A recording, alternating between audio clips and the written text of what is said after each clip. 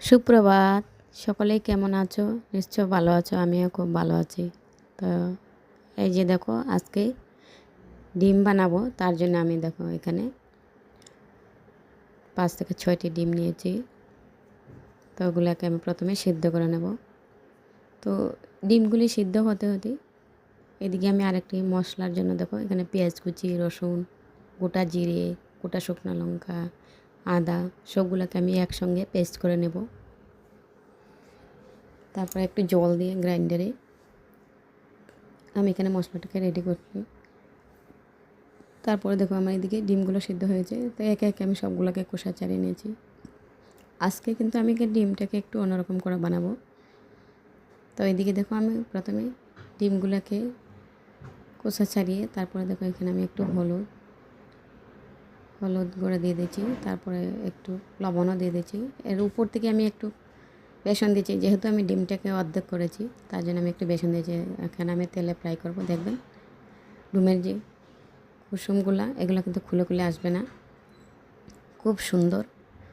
এই যে দেখুন খুব সুন্দর করে এগুলা আমি তেলে ফ্রাই করে নিয়েছি। এরকম করে বানালে কিন্তু ডিমের যে টেস্টটা আমার মনে হয় একটু খুব ভালো আসে, খুব সুন্দর সেন্ট আছে। তার জন্য আমি ডিমটাকে অর্ধেক করে দিয়েছি। আর একই তেলে আমি আলুগুলাকে ফ্রাই করে নেব।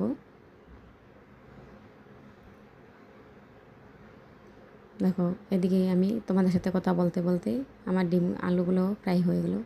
পোড়ার জন্য এখানে আমি দিয়ে দিয়েছি একটা তেজপাতা, পেঁয়াজ কুচি, আর দেখো উপর থেকে আমি আগে যে মশলাটা রেডি করেছিলাম সেই মশলাটা আমি দিয়ে দিয়েছি। তাকে এখানে আমি কষিয়ে নেব। আর একটু কাঁচা পেঁয়াজ, কাঁচা রসুনও দিয়েছি, এতে খুব সুন্দর সেন্ট ভালো আসে, টেস্টটা খুব ভালো হয়।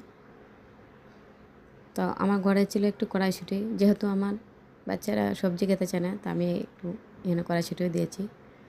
তো গরম মশলার জন্য দেখো এখানে আমি গোটা গরম মশলা নিয়েছি, একটু পাটাতে শিলনোড়াতে আমি এখানে বেটে নিয়েছি। আর দেখো একসাথে আমি মশলা আলু সবগুলো কষিয়ে নিয়েছি, উপর থেকে গরম জলও ঢেলে দিয়েছি। এই যে তো ফাইনালি দেখো আমার সবজিটা হয়ে গেল। তো দেখো তোমরা কীরকম হয়েছে। যদি ভালো লাগে থাকে ভিডিওটাকে লাইক কমেন্ট শেয়ার করতে ভুলবেন না।